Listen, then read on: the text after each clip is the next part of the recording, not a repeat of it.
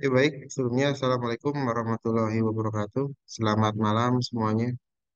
Waalaikumsalam warahmatullahi Waalaikumsalam warahmatullahi wabarakatuh. wabarakatuh. Halo, Pak. Ya, eh, webcamnya dimatiin aja dulu ya, biar apa? eh, Hemat bandwidth, nggak terlalu apa? Ada derau gangguan. Webcamnya tolong dimatikan, suaranya juga dimatikan. Oke, em, gimana kabarnya? Kita ketemu lagi nih. Udah sebentar yang lalu ya, baru 2 minggu, 3 minggu yang lalu ya. Baik Pak, Alhamdulillah. Baik Alhamdulillah ya. baik Pak. Nilai kemarin gimana? Apakah ada yang kurang pas? Saya nunggu nggak ada yang komplit. Pas banget Pak. Pas ya. Alhamdulillah Pak. Karena saya khawatir saya salah ketik gitu ya. Kemarin tuh ada di kelas pagi ada yang tanya Pak nilainya kok nggak ini gitu. Pas saya cek saya yang salah ketik. Karena sekian banyak mahasiswa dengan kemarin tuh salah saya adalah di GCR itu saya nggak minta kalian untuk nama di emailnya itu pakai nama asli atau pakai NIM. Jadi pakai nama samaran semua itu. Nama Okem semua. Wah, saya bingung nih yang nama-nama Okem terus ada satu orang, dua orang sampai gunakan dua atau tiga email yang beda-beda gitu ya. Jadi di pertemuan pertama pakai email ini, pertemuan kedua pakai email yang lain gitu ya. Akhirnya saya bingung pas nilai ini kok ada mahasiswa nilainya kok di UTS-nya ada, UAS-nya nggak ada. Ini ada UAS-nya nggak ada UTS-nya. Saya cek-cek, saya perhatiin, nah, ternyata satu orang yang sama gitu kan. Karena beda beda email akhirnya kan di sistem mendeteksi ya tiga orang gitu jadi akhirnya nilainya agak lama tuh saya waktu store ke nilai ke BAK itu salah satu kendala tuh ya mungkin makanya untuk belajar dari situ pengalaman ya sebaiknya kalau kalian nanti bukan hanya saya ya yang lain kalau memang mau pakai untuk kuliah gunakan email resmi deh jangan pakai email itunya email samaran ya kasihan dosennya terus nyariinnya jadi eh, apa biar mudah kedeteksinya gitu kan. Jadi bikin email baru dengan nama pakai NIM yang benar-benar kebaca sesuai dengan ada yang sesuai dengan data di mahasiswa gitu. Jadi kita buat deteksi kayak nama ada jagoan kuning, ada apa sih? Ini siapa ini gue jadi cari di kelas pagi tuh ya, anak-anak iseng gitu kan. Nah, kan nggak ketemu. Akhirnya pas begitu ada satu anak dinilai, terus ini kok ada anak nggak ada laporan ya saya WA ternyata nama emailnya ini Pak ya itu dia orangnya saya bilang. Jadi ya itu kesulitan kita tuh jadi dosen jadi coba waktu kalian melakukan sesuatu ini di dosen nyaman nggak ya mikir gitu ya ini saran aja nih kalau saya pakai begini ini dosen bisa deteksi saya nggak bisa ngasih nilai saya nggak gitu ya jadi kalau menurut kalian wah ini nggak bisa dosennya pasti susah jadi bikin mudah supaya itu juga untuk kalian jadi deteksinya lebih banyak terus kalau ada nama yang mirip misalnya di kelas itu ada nama tiga orang yang mirip begitu ya. Nah itu kalian harus hati-hati juga tuh. Takutnya si dosen salah ngasih nilai ya. Jadi ada teman satu yang malas misalnya. Terus kalian yang rajin nilainya yang kalian itu datang ke teman yang satunya. Itu kejadian di saya sama. Saya masukin nilai sudah mau saya finishing. Ternyata ternyata kok ini ada ini kelas kelas pagi, ada yang kelas malam. Kayaknya si anak kelas pagi tapi kuliah juga di malam atau kebalikannya gitu ya. Saya cek, oh bener ini. Jadi akhirnya bingung nilainya ke siapa ini, punya siapa nih. Nah, itu juga harus diinformasikan ke dosennya. Jadi ada beberapa mahasiswa kemarin yang izin, Pak, saya kuliah pagi nggak bisa karena ada kerja, sekarang kerja pagi. Jadi kuliahnya di malam. Tapi kan daftar absensinya kan masih tetap di kelas pagi. Nah itu kalau dosennya nggak diinfokan, ya udah nanti nilainya dianggap kosong karena ternyata dia ada di kelas malam aktivitasnya, tapi daftar hadirnya atau nilainya ada di kelas pagi. Nah, itu dosen perlu diingetin berkali-kali nanti pas mau UTS, pas mau UAS, Pak, saya nilainya ada di lembar UTS atau lembar UAS-nya juga dikasih tahu. Pak, saya itu NIM-nya di pagi, ada sekarang ikut kuliah di malam. Ingetin terus, jadi si dosennya tahu. Kalau cuma sekali atau dua kali di pertemuan pertama, kadang-kadang dosennya juga lupa. Termasuk saya juga suka lupa itu. Mungkin kalau di saya suka kasih catatan, kasih warna namanya beda gitu. Bisa ingat bahwa ini pernah ada izin atau apa gitu. Nah, itu juga perlu disepakati bersama ya logikanya. Mudahin dosennya. Jadi jangan sampai salah ngasih nilai atau malah nggak dapat nilai. Oke, tadi di grup chat sudah saya linkkan itu grup untuk Telegram ya. Nanti invite ke sana, pakai nama yang mudah saya kenalin gitu ya. Kalau enggak, pakai foto sekalian gitu, supaya tahu orangnya yang mana gitu ya.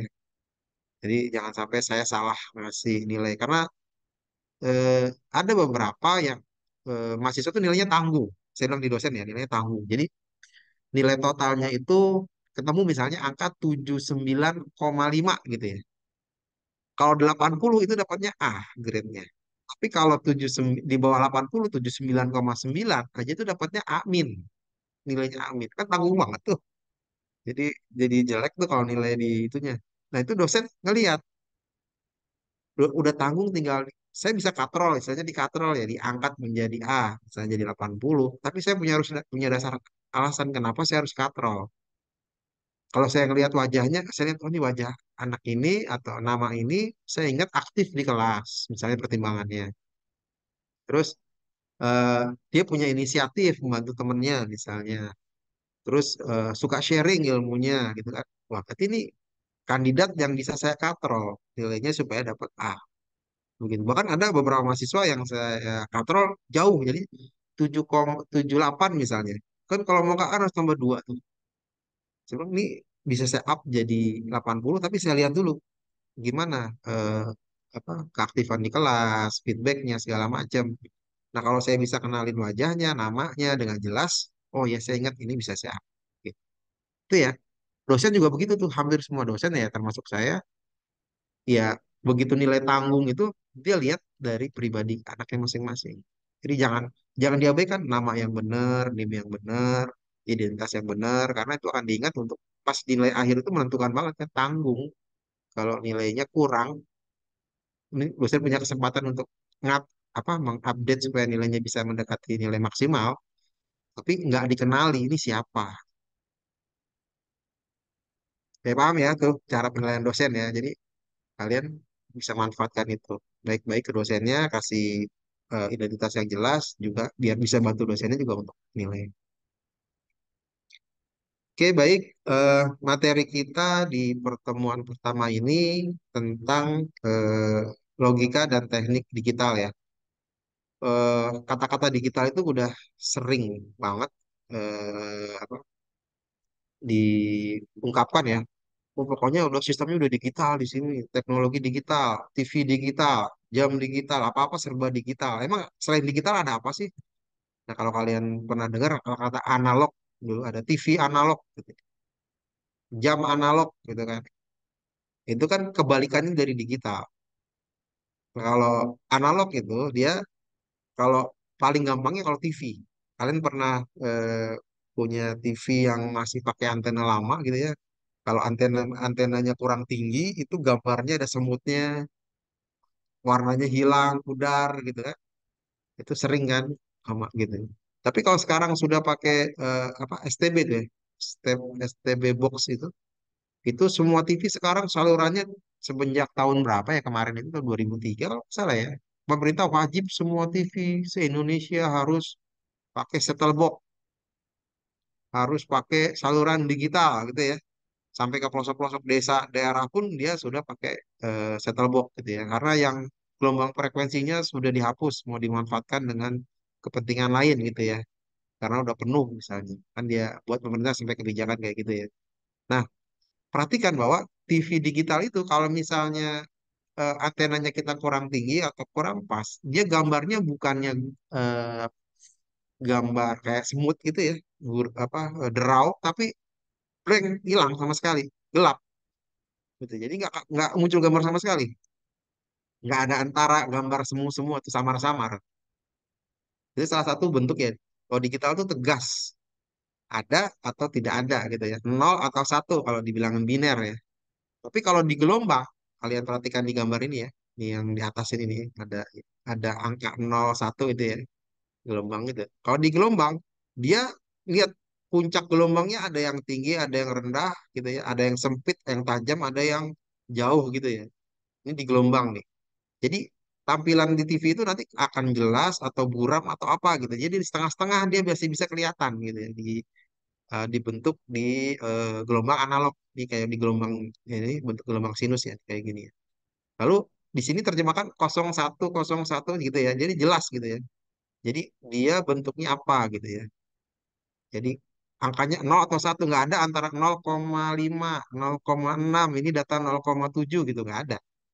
Kalau mau 0, 0, kalau mau 1, 1 itu digital. Jadi iya dan tidak, on atau off itu digital. Tapi kalau di sinyal analog itu bisa dikatakan masih ada ragu gitu ya. Ini 0, berapa ya? 0,4, 0,5, tapi belum 1 gitu ya.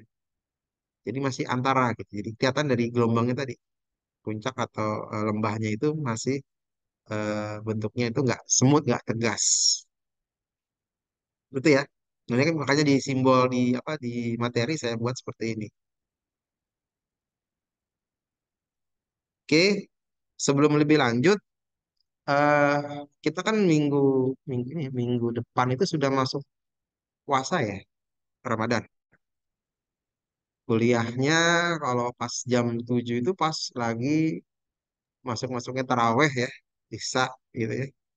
Masuk-masuknya buka puasa gitu ya, lagi capek-capeknya kalau kerja, lagi kenyang-kenyangnya, lagi makan, habis makan gitu ya. Jadi mungkin kuliah gak akan efektif gitu ya. Kemarin ada di kelas sebelumnya ada usulan gimana Pak kalau Ramadan gitu, apakah kita kuliah normal tatap muka atau gimana gitu ya.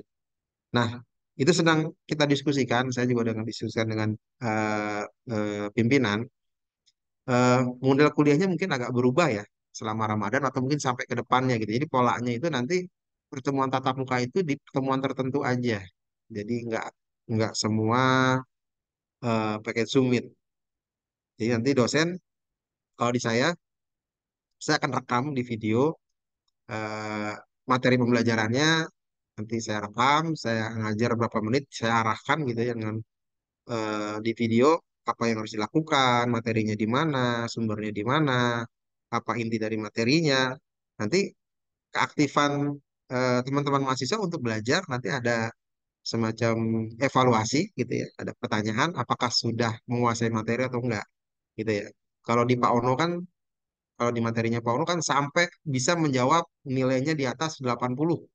Itu dinyatakan bahwa di materi itu berarti lulus gitu ya. Di materi pertemuan itu. Jadi pertemuan pertama ada satu kuesioner, kita harus jawab nilainya di atas 80 dianggap sudah hadir atau lulus di materi tersebut gitu. Nah, mungkin itu kita adopsi.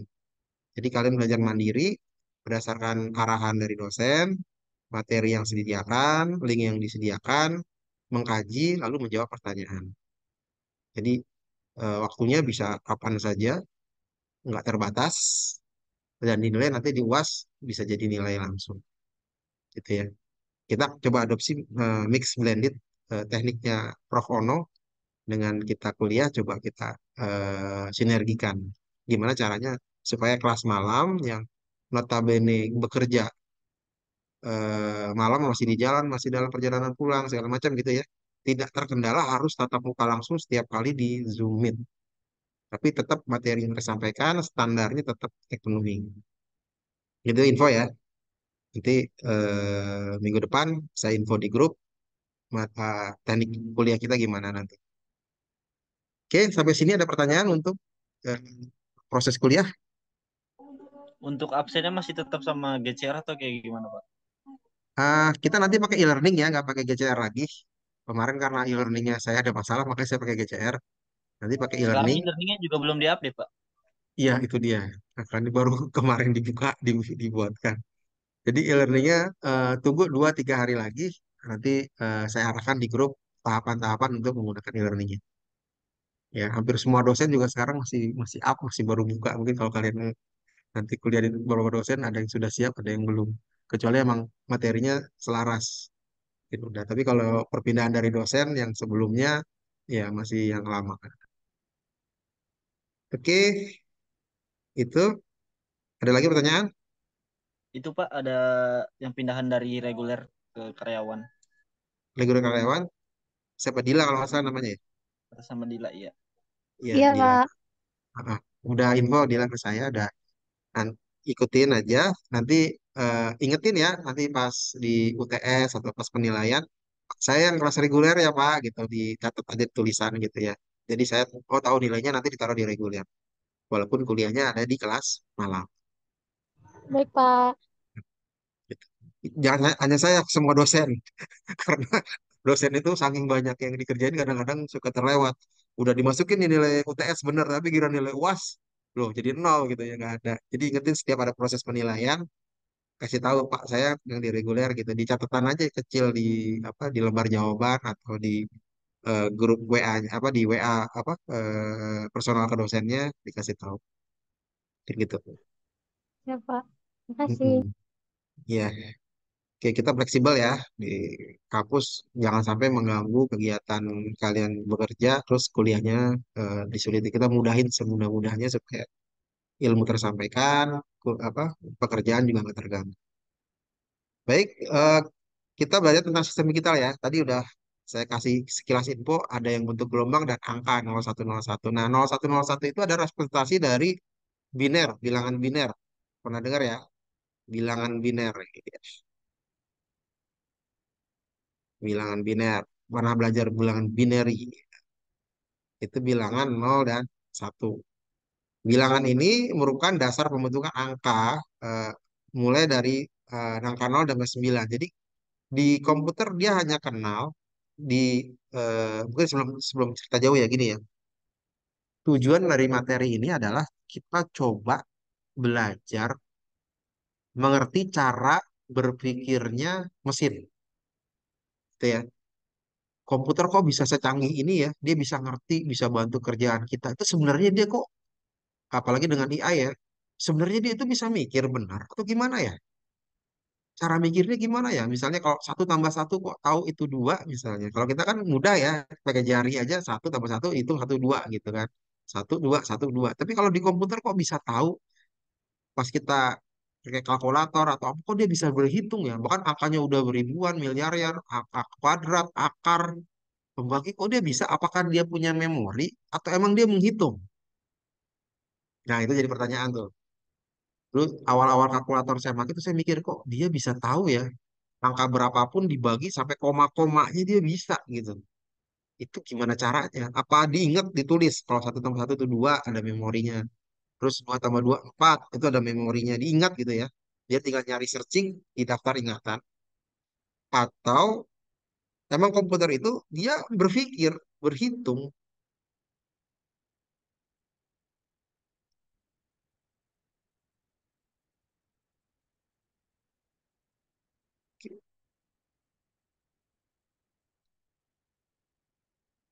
Dia bisa bisa ngitung bener-bener gitu ya. Ternyata begitu saya pahami tentang teknik digital, ternyata dia benar-benar berhitung.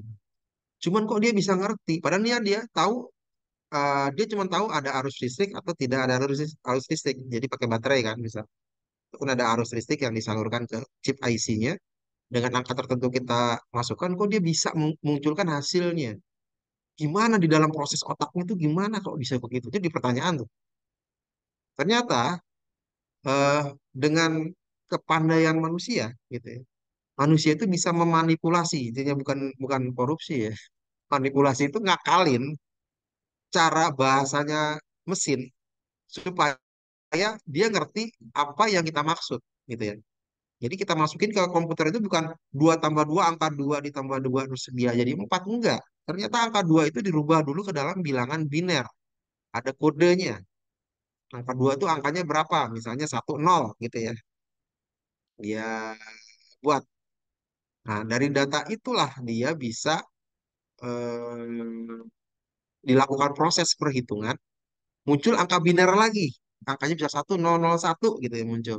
Nah, begitu ditampilkan di kalkulator, di datanya kalkulator, munculnya angka 4 di mata kita. 2 tambah 2 itu 4 di mata kita ya, tapi di komputer di apa di IC-nya sendiri, di cara berpikir komputernya, di apa di peralatan hardware-nya nggak begitu ternyata gitu.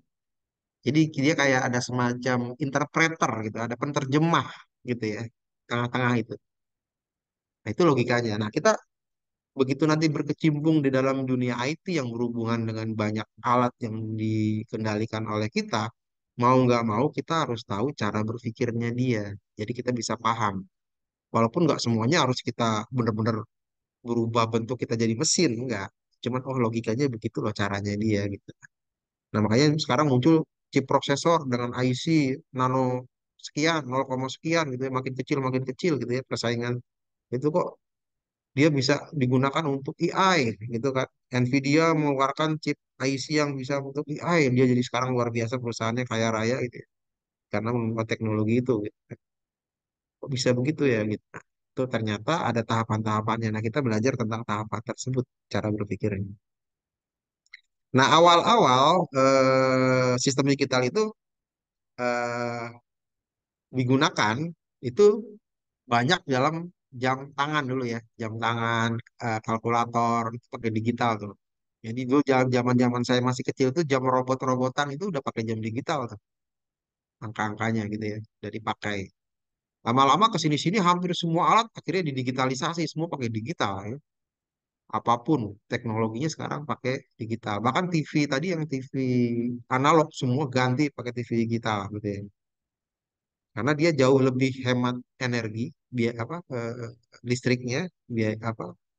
Terus dia lebih cepat transmisinya gitu ya dibandingkan dengan analog. Oke,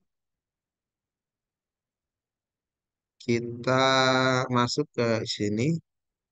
Nah, nanti dibaca ya, nanti ada di tadi udah saya share ya materinya di Telegram, grup Telegram tinggal digabung ke Telegram nanti ada filenya di sana tinggal dibaca.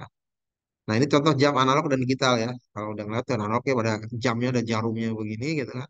Kalau yang digital ya biasa angka-angka, ada papan LED-nya di sini ya, LCD ya. Dia bisa munculkan angka-angka di sini. Trennya seperti itu. Nah, kita dapat membedakan antara gelombang signal analog dan gelombang signal digital. Jadi sinyal analog atau sinyal digital, kata analog kita sebutnya dengan berlanjut atau continue. Jadi ada istilah eh, apa gelombangnya itu berlanjut, ada continue gitu ya. Sedangkan digital diasumsi dengan istilah step by step gitu, satu ke langkah berikutnya. Jadi nggak istilahnya apa? Kalau gerakan kungfu itu, kalau pernah belajar kungfu, kalau yang continue itu seperti gerakan tai chi. Jadi kayak air mengalir gitu ya. Dari satu fase ke gerakan yang lain itu gerakannya lembut gitu ya, terus bertahap gitu. Itu sama seperti itu tuh. Tadi dimaksudkan dengan berlanjut atau continue. Nah, kalau step by step ini kayak karate gitu ya.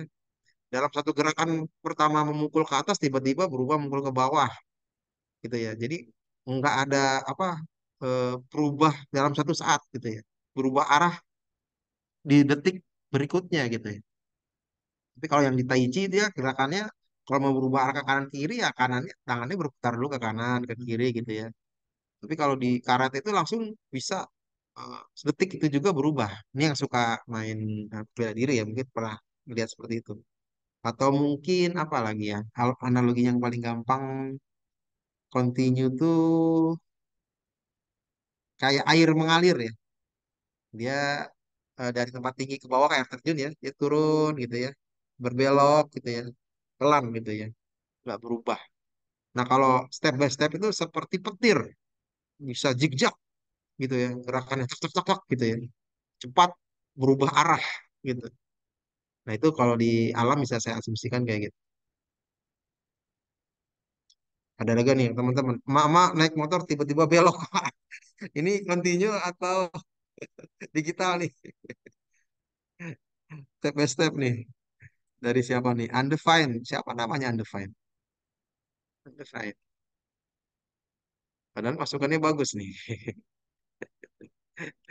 Digital ya Pak? Iya betul digital ya. Jadi langsung berubah tiba arah-arah gitu kan. Nggak smooth. Jadi belok langsung ngagetin orang gitu. Nah itu bentuknya kayak gitu. Asumsinya bagus juga. Oke. Sen kanan belok kiri. Nah itu digital analog tuh. Udah di luar pakem gitu ya. Bukan tiba-tiba lagi. Udah beda arah gitu ya. Oke. Nah, ini bentuk gelombang sinyal analog nih.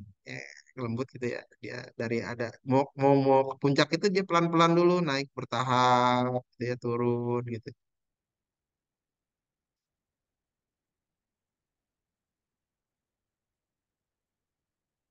Nah, ini ada apa Willy nih ngasih gambaran Willy itu. Ada tampilannya. Ini bagus nih. Ini bentuk sinyal dari sinyal analog ke digital. Bentuknya kayak gitu tuh. Ini tegangan 5 volt ya, sama-sama 5 volt ya.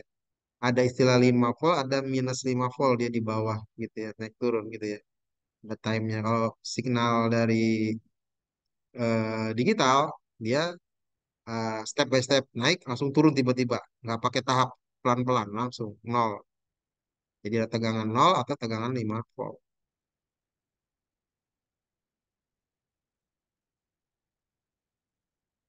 Oke, berikutnya bentuk gelombangnya seperti ini. Nah, ini bentuk digitalnya gitu ya.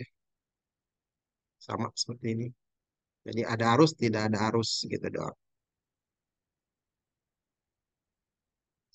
Nah, salah satu alat yang analog, kalau kalian pernah lihat, alat yang masih pakai jarum gini ya. Ini ada ampere meter. Kalau sekarang tuh ada alat yang lebih lengkap. Pernah pakai multimeter ya? Multimeter, tester gitu ya. Biasanya orang-orang yang tukang AC, tukang TV itu pada pakai itu tuh untuk mengukur arus, tegangan, hambatan. Itu dia pakai satu alat yang bisa macam-macam itu fungsinya. Namanya multimeter. Nah, ini kebetulan ampere. Ini contohnya yang masih pakai analog. Tapi ada juga sekarang yang digital, multimeter yang digital. Jadi bentuknya kayak jam lagi tadi. Ada LCD-nya bisa cek gitu.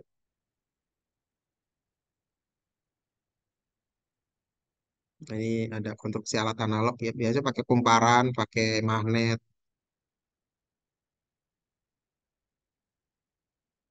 Nah, ini yang saya bilang tadi nih, multimeter. Yang pakai analog, pakai masih jarum. Ini ada yang pakai digital. Ini orang-orang yang suka elektronik pasti suka pakai ini. Ini bisa ngukur tegangan AC juga ada, tegangan rumah itu. DC juga ada gitu bisa ngukur. Macam-macam ya fungsinya di sini. Hambatan juga ada di sini. Arus ampere juga ada. Pak, kita perlu nguasain ini nggak? Kalau kita mau eh, bikin pemrograman, nggak perlu. Cuma kita tahu logikanya aja gitu ya. Tapi kalau mau bikin hardware-nya, mau nggak mau ya kita harus ngerti gitu kan. Kita bisa pakai untuk ngukur apakah alat kita benar nggak nih pasangannya. Jangan-jangan waktu kita masukkan alat kita hubungkan ke PC, bisa kebakaran PC kita, korslet gitu ya. Kita harus ukur dulu, pastiin aman gitu ya. Kalau kita main-main arus listrik itu ya kita harus pastiin jangan sampai ada arus bocor, bisa merusak ke peralatan. Saya pernah dulu tuh bikin alat, saya colok ke PC, PC-nya meleduk. Salah, salah ground, jadi salah masuk.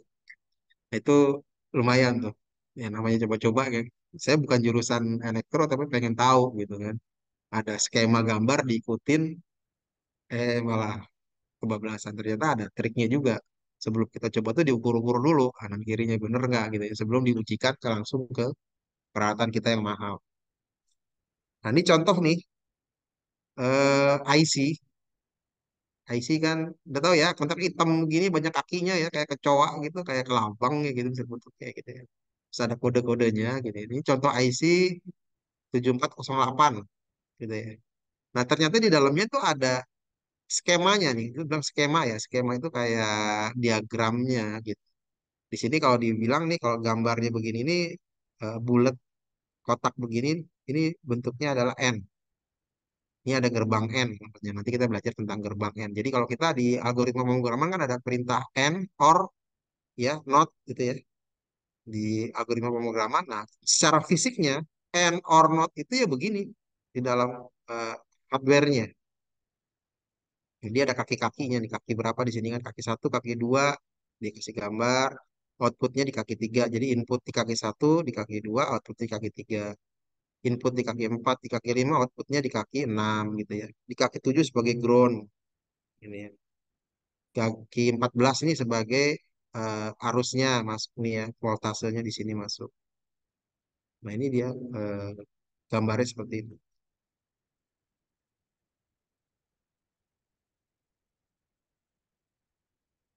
Oke, rangkaian analog dan rangkaian digital ini fungsinya untuk mengolah signal ya. Rangkaian penting untuk mengolah signal. Komponen elektronika pasif tidak memerlukan sumber arus atau tegangan. Komponen elektronika aktif memerlukan sumber arus atau tegangan. Rangkaian analog bersifat kontinu tadi. Kalau rangkaian digital step by step atau disebut juga discrete namanya ya. Ini nanti ada pertanyaan nih, ada soal pertanyaan nih jawabannya ada kelihatan di sini. Ada. Nah, ini contoh skema nih rangkaian analog gitu ya. Ini kalau orang elektro paham nih. Kalau saya nggak terlalu paham, teman saya tahu ini bagian-bagiannya gitu ya. Kalau ini adalah sumber tegangannya gitu kan. Ada R ini resistor namanya gitu kan. Kalau C903 ini NPN ini nama-nama dari transistor gitu. Mungkin ada teman-teman di sini yang suka buat rangkaian-rangkaian gitu ya. Bisa ngerti di sini nih. Ini ada tegangan 12 volt gitu ya masukin ya. Ini ada relay. Ini kalau diwujudkan dalam bentuk peralatan ya disolder, dihubungin gitu. Ini contoh rangkaian analog. Nah, ini contoh rangkaian digital nih. Dari kita ada istilah seven segment ya. Pernah belajar nggak? Seven segment itu kayak munculin angka itu yang bisa angka satu, dua, tiga gitu ya. Kayak clock gitu ya. Ini ada 8 segmen dirangkai. Kita dengan aturan tertentu di sini coba kita mau manipulasi supaya muncul angka apa di sini gitu. Jadi latihannya dibuat orang elektro biasanya latihan ini untuk membuat seperti itu. Pak, kita perlu bikin ini nggak? Nggak perlu, kita cuma ngerti logikanya saja. Gimana cara kerjanya. Oke, representasi besaran digital itu representasi nilai logika nol gitu. Nilai nol pada beberapa komponen mekanistik dapat dinyatakan dengan besarnya satu nilai. Bekerja tidak hanya suatu komponen elektron dalam satu rangkaian. Komponen tersebut berupa komponen sebagai berikut: sumber tegangan listrik, sasis, grounding, diode, transistor, dan lag emitting dioda. Jadi ada eh, hardware yang namanya dioda, ada yang namanya transistor, ada LED gitu ya. Ini macam-macam nih ya di peralatan-peralatan ini.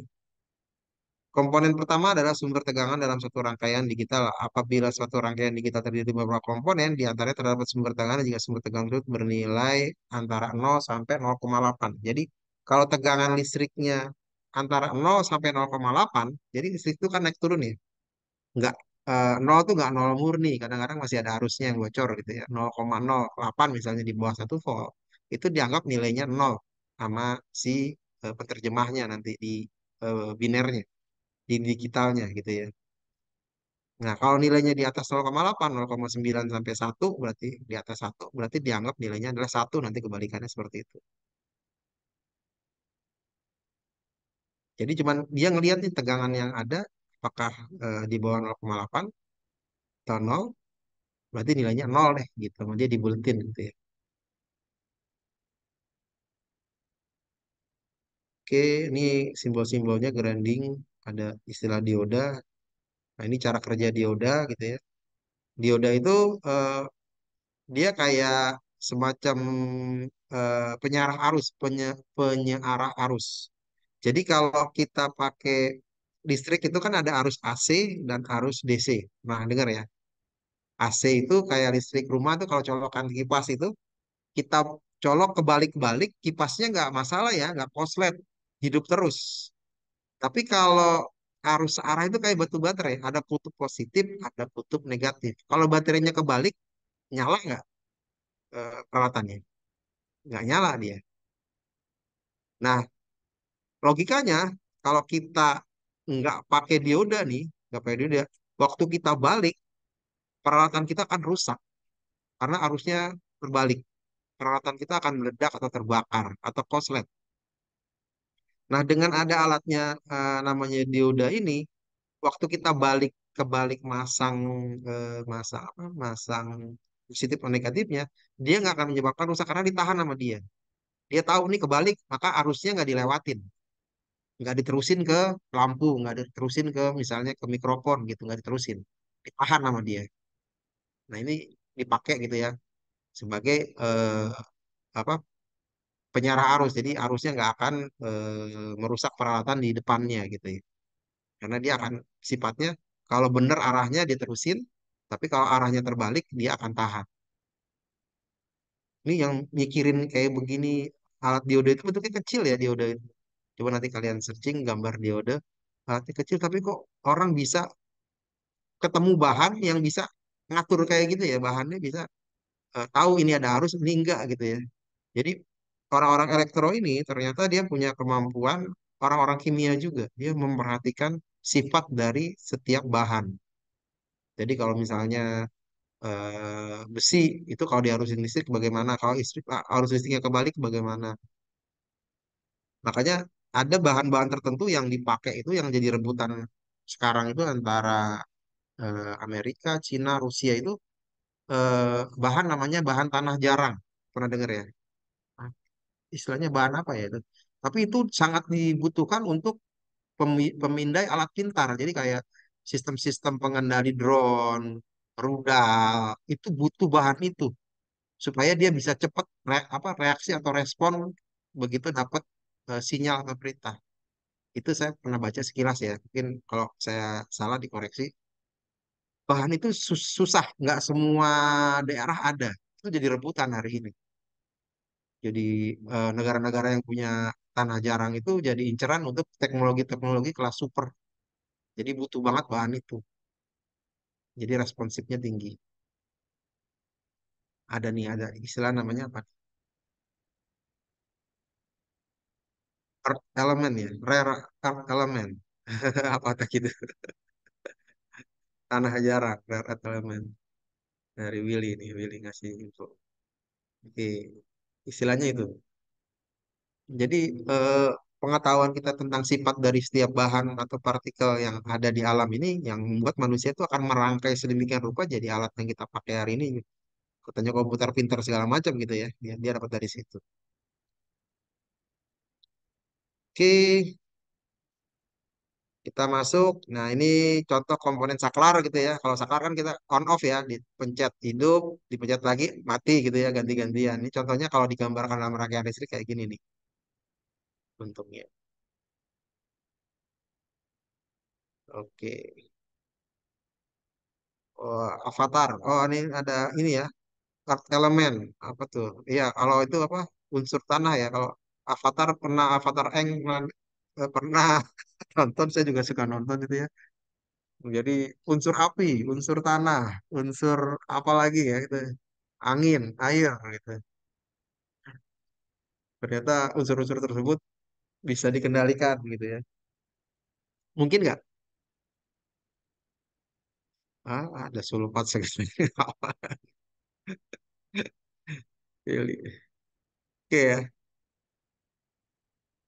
Kayak unsur terbaik di alam apa? Yang sekarang dipakai sama komputer.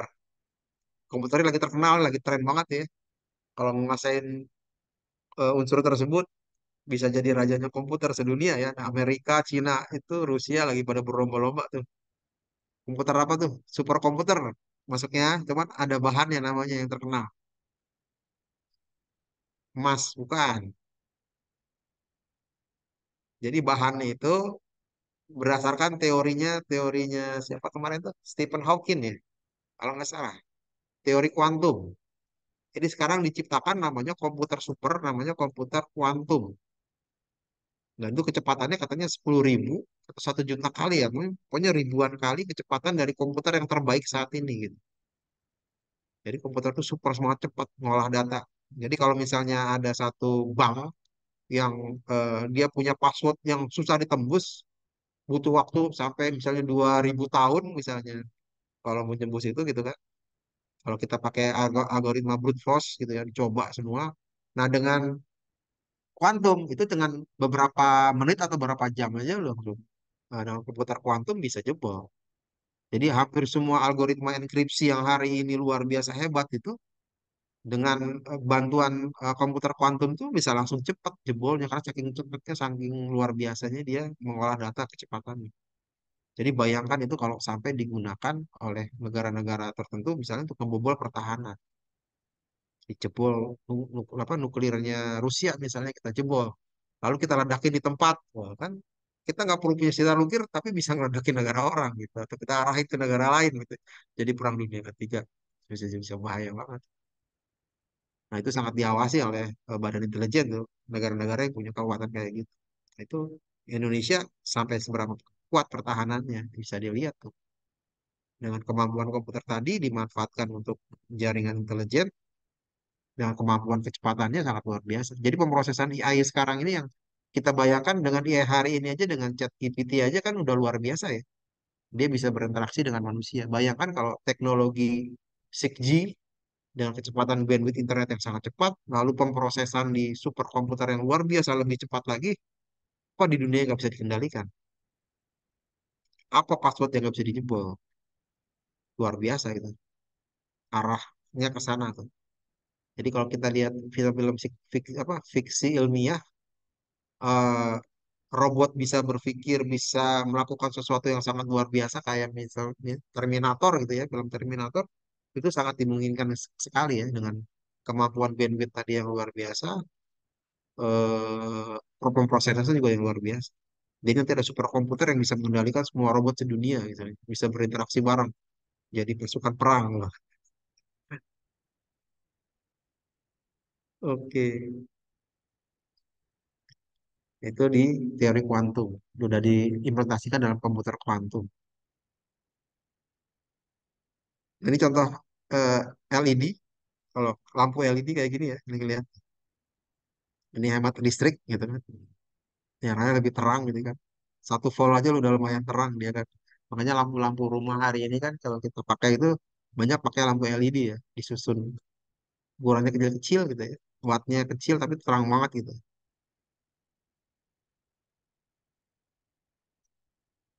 Oke, dengan representasi nol di atas tentunya kita dapat menentukan komponen-komponen yang kebalikannya untuk representasi nilai logika satu gitu ya. Jadi kalau ada tegangan listriknya di atas satu ke atas gitu ya, itu dianggap sebagai nilai ada nilai satunya. Jadi tergantung kita tuh mau sepakatannya bagaimana. Tegangan di atas sekian mau dianggap nilai satu atau enggak. Jadi tetap masih pakai medan listrik. Nah kalau yang di jaringan tuh kan ada fiber optik tuh. Fiber optik kan dia nggak pakai listrik. Jadi untuk menentukan angka nol dan satu gimana? Ayo, ada yang bisa jawab? Cahaya, Pak. Ya, kalau ada cahaya nilainya berapa? Satu gitu ya. Jadi Satu. jadi dia cahaya itu kedip-kedip sebenarnya dari tapi dengan sekian milidetik ya. Dia tetap kedip-kedip tuh, cuma cepat banget. Oh gitu. Kalau mata kita kan ngelihatnya tuh keluar cahaya aja kan, terang gitu ya. Tapi dengan alat sensornya dia bisa mendeteksi kapan cahaya itu menghilang, kapan cahaya itu ada. Jadi saking cepatnya. Jadi sebenarnya dia kedip-kedip, cuma dalam kecepatan yang sangat tinggi dengan sensor penangkap yang bagus, dia transmisi datanya jadi sangat luar biasa cepat. Jadi tetap aja ada di depannya yang untuk menerjemahkan. Ada sensor untuk menangkap cahaya dan melihat cahaya itu hilang atau enggak gitu. Dengan kecepatan sekian diukur. Jadi nanti diterjemahkan dari 0101 tetap aja kayak gitu. Sinar laser. Wah, ya. Mungkin sinar itu maksudnya laser juga kali ya. Iya kali ya. Karena sedangkan sinyalnya lurus itu kan kalau di kabel fiber optik walaupun kabelnya dililit tetap aja sinyalnya tetap bisa lewat ya. Karena mungkin kecanggihan di dalamnya apa reflektor cermin cahayanya dia bisa belok pun dia cahaya bisa dilewatin. Nah, itu bentuknya. Jadi sebenarnya kita tuh akal-akalan aja di kita tuh untuk menerjemahkan angka 1 nol itu dengan adanya listrik atau tidak adanya listrik. Atau dengan adanya cahaya, tidak adanya cahaya. Kalau misalnya kalian pernah dulu punya LCD, eh, CD player kan dulu pakai CD yang bulat putih itu ya. Nah itu kan untuk menangkap dia itu angka 01 ada data digital itu lewat apa? Piringannya itu. Nah, kalau piringannya kita gores biasanya dia error tuh. Nanti kalau misalnya videonya berhenti klek klek klek klek gitu ya. Karena dia nggak kebaca gitu ya. Ternyata di dalam piringan tadi itu ada lempengan pemantul cahaya gitu ya, di mana di situ ada apa? Ada apa kayak semacam optik kalau di headnya itu dia begitu ada cahaya ada pantulannya berarti nilainya satu. Kalau misalnya cahaya mantulnya nggak sesuai berarti nilainya nol gitu ya. Jadi sebenarnya dia main pantulan. Lalu kalau pakai hard disk di rumah kan pernah di komputer kita ada hard disk kecil ya, SSD atau hard disk apa SATA gitu ya. Nah itu gimana tuh dia tahu angka 01-nya? Ternyata di situ ada magnet atau tidak ada magnet gitu ya. Jadi di lempengan tersebut ditandain yang ada magnet atau yang tidak ada magnet.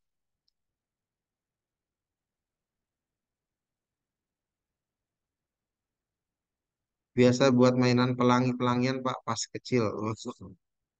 Dilap pakai minyak kayu putih juga hilang gitu ya data-datanya. Atau magnet badan besar gitu ya. Kalau dulu saya pakai disket, dulu pernah pakai disket itu. Kalau eh, apa di tempat lembab jamuran rusak datanya hilang gitu ya. Jadi harus tempat yang steril kering gitu ya. Macam-macam ya. Jadi teknik untuk menyimpan data pokoknya mau diistilahkan dia ada magnet atau tidak ada magnet, ada cahaya atau tidak ada cahaya, ada listrik atau tidak ada listrik, tetap aja angkanya cuma nol dan satu. Jadi kesimpulannya bahwa semua peralatan yang mengandung gerbang-gerbang logika dan menghasilkan keluaran berapa angka-angka merupakan peralatan yang menggunakan sistem digital. Selain sistem digital, tergolong dalam sistem analog yang berkaitan dengan medan magnet dan prinsip pada galvanometer tadi ya.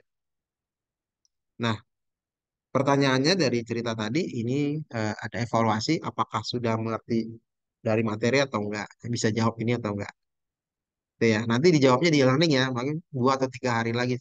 Sama seperti eh, materi apa pertemuan semester lalu, setiap evaluasi baik kuis atau apapun tugas itu waktunya 2 minggu. Apa nih? Ada konfirmasi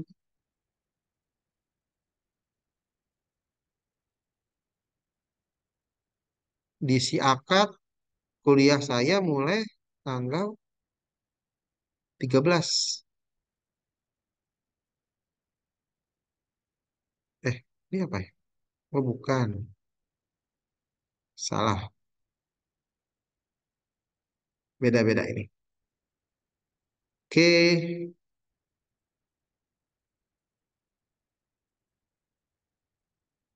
Sampai sini ada pertanyaan?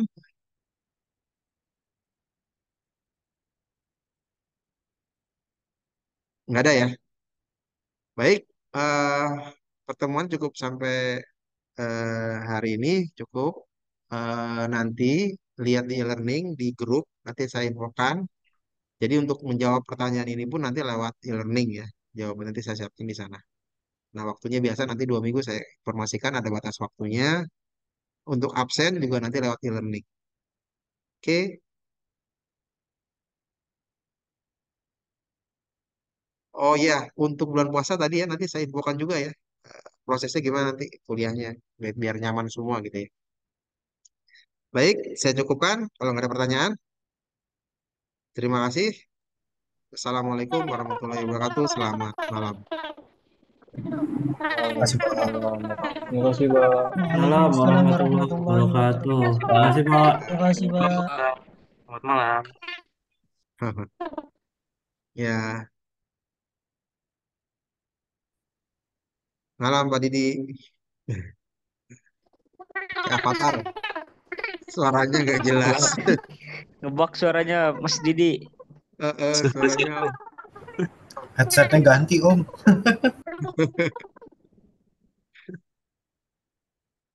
Ini Mas Didi sering ke kampus ini.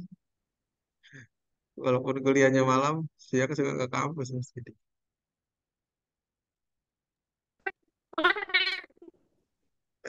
Suaranya. Bapak izin keluar, Pak. Ya, baik. Terima kasih ya. Makasih, Pak. Ya.